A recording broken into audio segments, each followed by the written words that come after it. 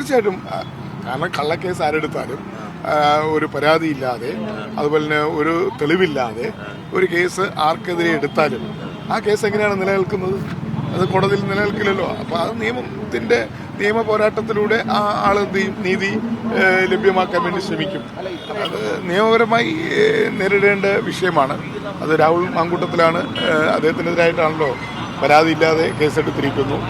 അതോടൊപ്പം തന്നെ അദ്ദേഹം നിയമപരമായി അതിൻ്റെ വശങ്ങൾ നോക്കിയിട്ട് നിയമപരമായി ആ കേസിനെ നേരിടും എന്നാണ് ഞാൻ കരുതുന്നത്. മുഖ്യമന്ത്രിയുടെ വാർത്താ സമ്മേളനത്തിന് പിന്നാലെയാണ് കേസെടുക്കുന്നതുമായി ബന്ധപ്പെട്ടുള്ള നടപടിയിലേക്ക് പോലീസ് കടന്നത്.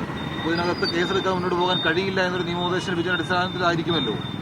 ഇല്ല, അതിൻ്റെ വിശദാംശം അറിയില്ല. തീർച്ചയായിട്ടും അത് നിയമവിദഗ്ധന്മാരുമായിട്ട് ആലോചിച്ച് അങ്ങനെ ഒരു കേസെടുത്തതിൽ എന്താണ് നിയമപരമായിട്ടുള്ള അതിൻ്റെ സംബന്ധിച്ച് രാഹുൽ മാങ്കൂട്ടമാണ് അത് പറയേണ്ടതും അത് തീരുമാനിക്കേണ്ടതും. അദ്ദേഹം ഇപ്പം ഞങ്ങളുടെ പാർട്ടിയിലില്ലല്ലോ. അദ്ദേഹം പാർട്ടിയിലെ അദ്ദേഹത്തെ നടപടിയെടുത്ത് പുറത്തു നിർത്തുകയാണ്.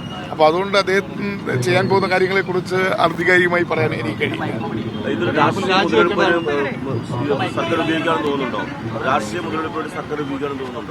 അതല്ല ഞാൻ പറഞ്ഞത്. അങ്ങനെ രാഷ്ട്രീയമായ മുതലെടുപ്പിന് വേണ്ടി ശ്രമിച്ചാൽ, അതുപോലെ തന്നെ നിയമവ്യവസ്ഥയ്ക്ക് വിരുദ്ധമായി പ്രവർത്തിച്ചാൽ തീർച്ചയായും ആർക്കും ആ കേസിന് കോടതിയിൽ പോകാൻ അവകാശമുണ്ട്.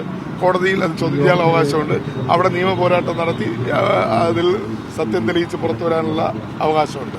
അപ്പോൾ അത് തീർച്ചയായും ആർക്കെതിരായിട്ടാണോ ഒരു തെളിവില്ലാതെ കേസെടുക്കുന്നത് അവർക്ക് നിയമത്തിൻ്റെ പരിരക്ഷ ഉണ്ടല്ലോ. അതനുസരിച്ച് അത്തരം ആളുകൾ അങ്ങനെ പോയി ചെയ്യും. അങ്ങനെയാണ് ചെയ്തിട്ടുള്ളത്. നമ്മുടെ നാട്ടിലെ നടപ്പതാണ്. കേസെടുത്തതിനെതിരെ രാഹുൽ മാങ്കൂട്ടത്തിന് കോടതി സമീപിക്കാമെന്നുള്ളതാണോ? തീർച്ചയായിട്ടും. കാരണം കള്ളക്കേസ് ആരെടുത്താലും ഒരു പരാതിയില്ലാതെ അതുപോലെ തന്നെ ഒരു തെളിവില്ലാതെ ഒരു കേസ് ആർക്കെതിരെ എടുത്താലും ആ കേസ് എങ്ങനെയാണ് നിലനിൽക്കുന്നത്? അത് കോടതിയിൽ നിലനിൽക്കില്ലല്ലോ. അപ്പോൾ അത് നിയമ പോരാട്ടത്തിലൂടെ ആ ആള് നീതി ലഭ്യമാക്കാൻ വേണ്ടി ശ്രമിക്കും. ആരോപണങ്ങൾ ഉയർന്നു വന്നിട്ടും ഈ പറയുന്ന രാഹുൽ മാങ്കൂട്ടത്തിൽ MLA ആയിട്ട് ഇപ്പോഴും തുടരുകയാണ്. അതൊരു ശരിയായ രീതിയാണോ? രാഹുൽ രാജിവെക്കേണ്ടതല്ലേ? ഇല്ല, ആ ചാപ്റ്റർ എല്ലാം ഞങ്ങൾ ക്ലോസ് ചെയ്തെന്ന് KPC പ്രസിഡന്റ് തന്നെ പറഞ്ഞിട്ടുണ്ട്. രാഹുൽ മാങ്കൂട്ടവുമായി ബന്ധപ്പെട്ട കേസുകളും അദ്ദേഹം രാജിവെക്കുന്നതുമായി ബന്ധപ്പെട്ട കേസുകളെല്ലാം തന്നെ അതൊരു ക്ലോസ് ചാപ്റ്റർ ആണെന്ന് കോൺഗ്രസ് പാർട്ടി പറഞ്ഞു കഴിഞ്ഞു. പിന്നെ അതിനെക്കുറിച്ച് അതിനെക്കുറിച്ച് പ്രതികരിക്കാൻ എനിക്ക് കഴിയില്ല. എന്തെങ്കിലും അതിനെക്കുറിച്ച് പറയണമെങ്കിൽ അത് KPC അധ്യക്ഷനാണ് പറയുന്നത്.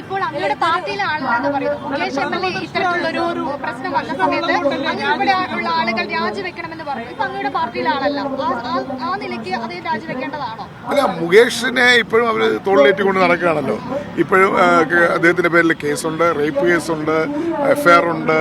കോടതിയിൽ നിന്ന് കിട്ടിയ ജാമ്യത്തിന്റെ അടിസ്ഥാനത്തിലാണ് മുകേഷ് പുറത്തിറങ്ങി നടക്കുന്നത്.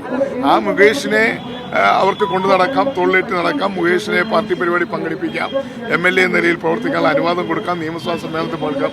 യാതൊരു തടസ്സവുമില്ല.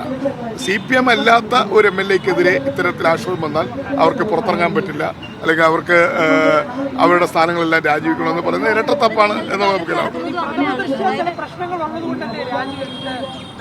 അതെല്ലാം നിങ്ങൾക്കറിയാമല്ലോ. പിന്നെ ഞാൻ എന്നെ കൊണ്ട് എന്തിനാ പറയിപ്പിക്കുന്നത്? ആ കാര്യങ്ങളെല്ലാം തന്നെ നിങ്ങൾക്കറിയാമല്ലോ. പിന്നെ എന്നെ കൊണ്ട് പറയിപ്പിക്കുന്നത് കള്ളക്കേസാണ് തോന്നുവാണെങ്കിൽ രാഹുൽ കോടതി സമീപിക്കാന്നല്ലേ? കള്ളക്കേസാണെന്ന് താങ്കൾ തോന്നുന്നുണ്ടോ? അങ്ങനെ അല്ല, അത് വ്യക്തമല്ലേ. കാരണം നേരത്തെ തന്നെ പറഞ്ഞല്ലോ, അദ്ദേഹത്തിനെതിരായി ഇതുവരെയും ഒരു പരാതി രജിസ്റ്റർ ചെയ്യപ്പെട്ടിട്ടില്ല. അത് FIR എടുത്തിട്ടില്ല. പരാതിക്കാരും രേഖാമൂലം പരാതി കൊടുത്തിട്ടില്ല. ആ ഒരു സാഹചര്യത്തിൽ എങ്ങനെയാണ് ഗവൺമെന്റിന് കേസെടുക്കാൻ പറ്റുക? എങ്ങനെയാണ് പോലീസ് കേസെടുക്കാൻ പറ്റുക? അത് കാരണം നിയമപരമായി നിലനിൽക്കുന്ന ഒന്നല്ല. അത് തീർച്ചയായും ആരാണോ അവിടെ ഇരയാകുന്നത് അവർക്ക് കോടതിയിൽ പോകാം.